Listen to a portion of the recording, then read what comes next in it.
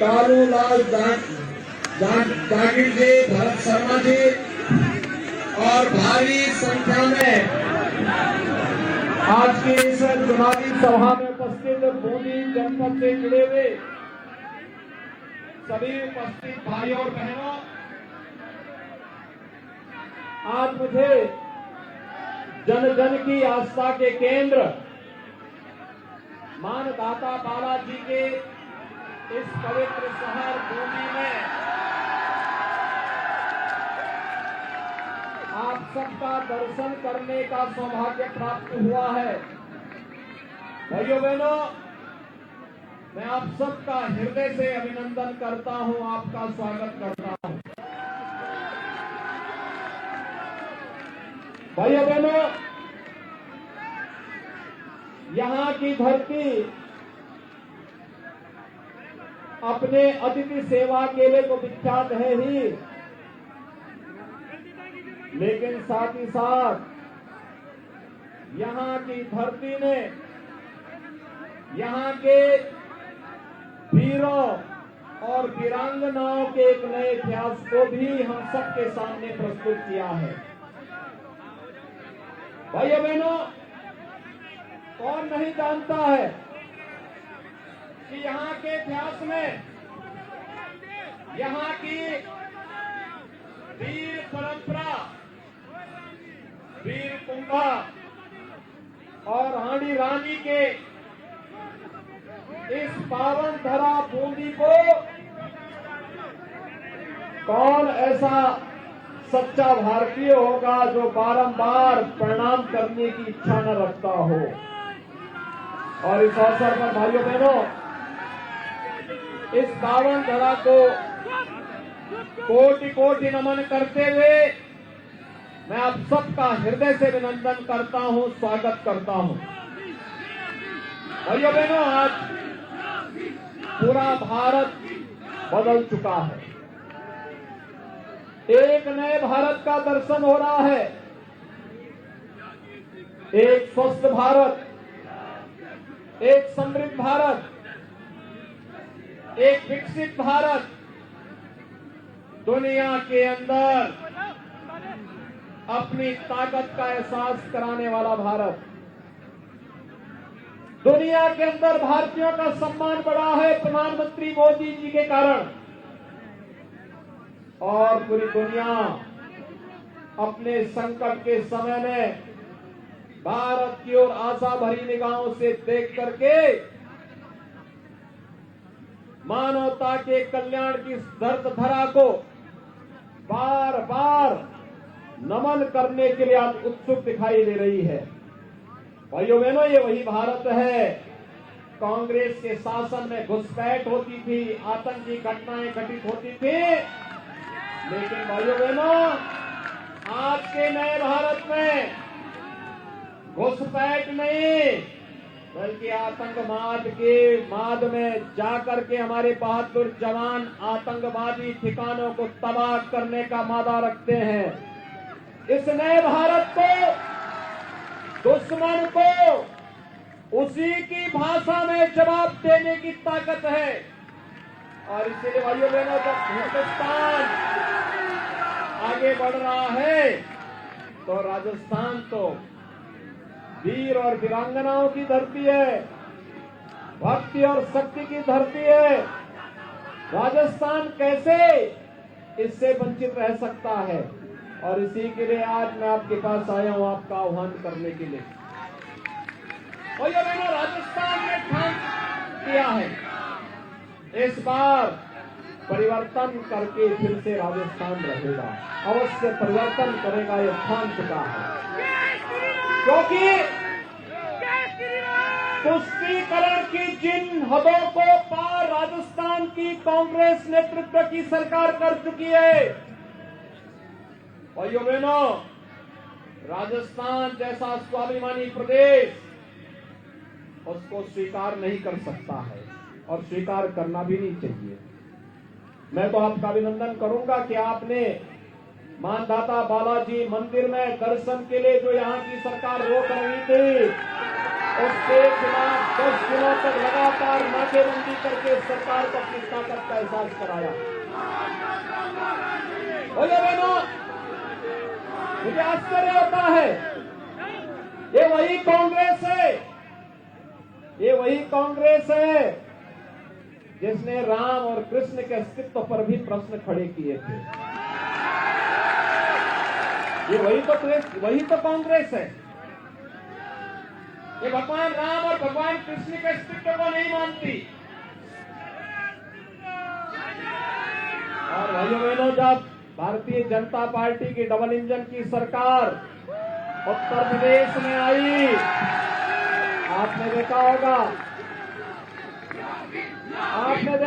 उत्तर प्रदेश में 500 वर्षों का कगार समाप्त करके अयोध्या में राम मंदिर के निर्माण का कार्य युद्ध स्तर पर चल रहा है।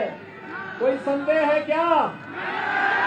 अयोध्या में राम मंदिर का निर्माण हो रहा है, कोई संदेह नहीं है ना? तो भाइयों बहनों, जब संदेह मोदी जी के किसी कार्य में नहीं है, तो फिर राजस्थान में सरकार लाने में भी कोई संदेह नहीं होना चाहिए। सहमत है ना? भाइयों बहनों, अगर उत्तर प्रदेश में और केंद्र में भारतीय जनता पार्टी की सरकार नहीं होती, तो क्या राम मंदिर का कार्य हो पाता? क्या ये काम कांग्रेस करती? क्या भाइयों बहनों, कांग्रेस आपकी आस्था का सम्मान नहीं कर सकती। और याद करिए, अगर यहां बीजेपी की सरकार होती तो कन्हैया लाल जैसे निर्दोष नागरिकों की हत्या होती क्या? और ये सरकार तो मुआवजा देने में भी भेदभाव करती है। कन्हैया लाल के परिवार को मुआवजा दिया जाता है 5 लाख रुपया, और 2 मुस्लिम मोटरसाइकिल में आपस में टकरा करके जयपुर में मरते हैं, उनको दिया जाता है 20-20 लाख रुपया।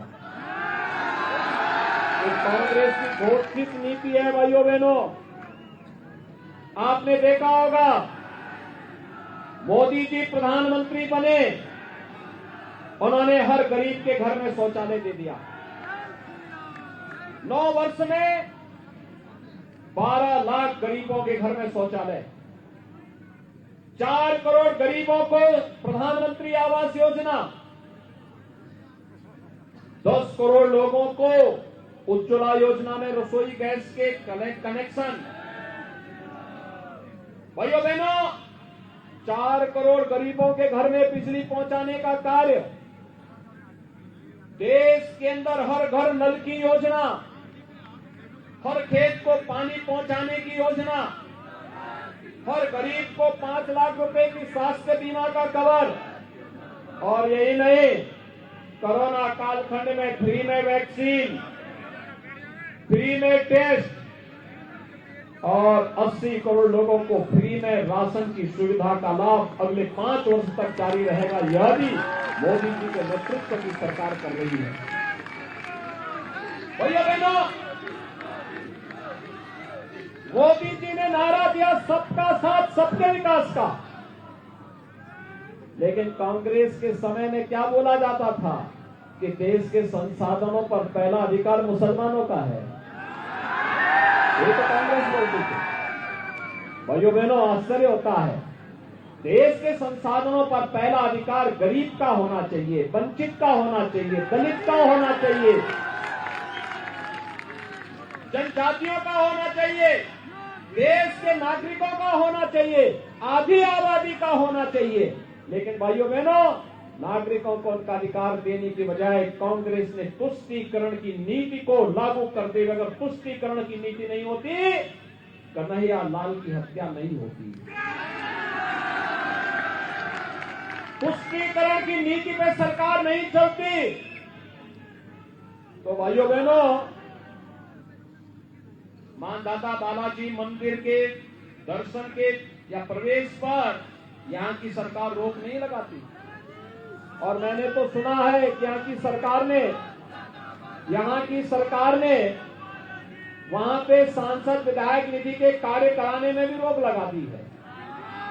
भाइयों बहनों, हमारे यहाँ उत्तर प्रदेश में जितने मंदिर हैं, जितने धर्मस्थल हैं, उन सब के लिए हम लोगों ने एक योजना अलग से चलाई है, उनके पुनरुद्धार की, उनके सुंदरीकरण की। और आप जाएंगे हर जगह आपको हर मंदिर, हर पौराणिक स्थल का सुंदरीकरण का कार्य देखने को मिलेगा। एक नए रोग के साथ, तेज के साथ नई अयोध्या भी बस रही है और साथ साथ काशी में भगवान विश्वनाथ का धाम भी बड़े दिव्य और भव्य रूप में सामने आ रहा है। मथुरा वृंदावन भी सज रहा है। भैया बहनों, ये नए भारत की नई तस्वीर है और इसी के लिए एहसास करने के लिए, कराने के लिए आज मैं आपके पास आया, आपसे अपील करने के लिए। राजस्थान, आपने देखा होगा 5 साल पहले जब वसुंधरा राजे जी के नेतृत्व में भारतीय जनता पार्टी की सरकार थी, विकास की योजनाओं को बिना भेदभाव के हर नागरिक तक पहुंचाने का कार्य भारतीय जनता पार्टी की सरकार कर रही थी। और कांग्रेस की सरकार आई, सारे कार्य ठप पड़ गए। ये तो आपस में ही नूरा कुश्ती कर रहे हैं, आपस में ही लड़ने से फुर्सत नहीं है। और भाइयों बहनों, इसीलिए मैं आपसे आह्वान करने के लिए आया हूं। मैं आपको अभिनंदन करूंगा कि अशोक डोगरा जी को आपने पिछली बार भी विधायक बनाया, उससे पहली बार भी बनाया, और अब पारी आई है फिर से सरकार आने की, तो उन्हें फिर से भारी बहुमत से विजयी बनाने के लिए आज आपके बीच में आया है। आज यहां पर हमारे 3 प्रत्याशी हैं। बूंदी विधानसभा क्षेत्र से अशोक डोगरा जी है, केशव राय पाटन से श्रीमती चंद्रकांता जी है, और हिंडोली से श्री प्रभुलाल सैनी जी भारतीय जनता पार्टी के प्रत्याशी हैं। देखो, ये तीनों प्रत्याशी यहां पर हैं और मैं आया आपसे कहने के लिए, भाइयों बहनों, जब हम लोग अयोध्या में राम मंदिर का आंदोलन प्रारंभ कर रहे थे, तब उत्तर प्रदेश में भी और केंद्र में भी कांग्रेस की सरकारें हुआ करती थी। और कांग्रेस के लोग, जब हम लोग बोलते थे रामलला हम आएंगे, मंदिर वहीं बनाएंगे, कांग्रेस के लोग हंसते थे, कहते थे कैसे बनाएंगे। फिर हम लोगों ने नारा दिया उसी दौरान, रामलला हम आएंगे, पहले गुलामी का ढांचा हटाएंगे। और भाइयों बहनों, गुलामी का ढांचा भी हटा। फिर उसके बाद नारा दिया गया, रामलला हम आएंगे, मंदिर वहीं बनाएंगे।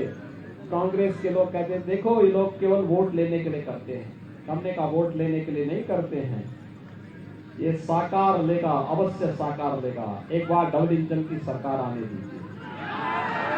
और भाइयों बहनों,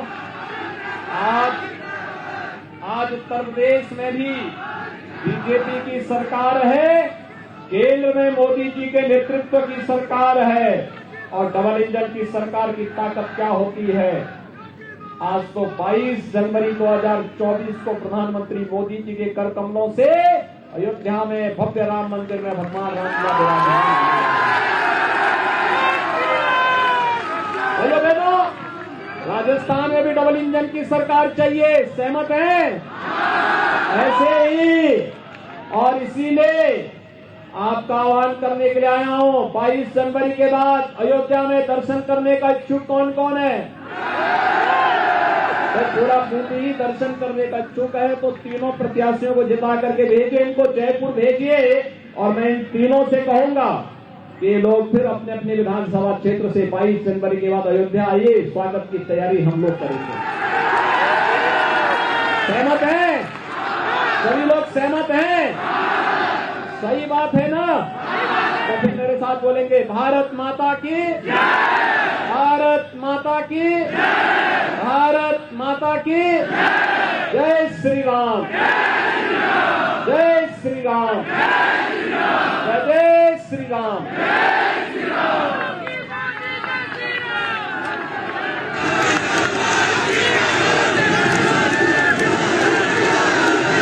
में ताज़ा तरीन खबरों को पाने के लिए हमारे YouTube चैनल को सब्सक्राइब करें और बेल आइकन का बटन दबाना नहीं भूलें।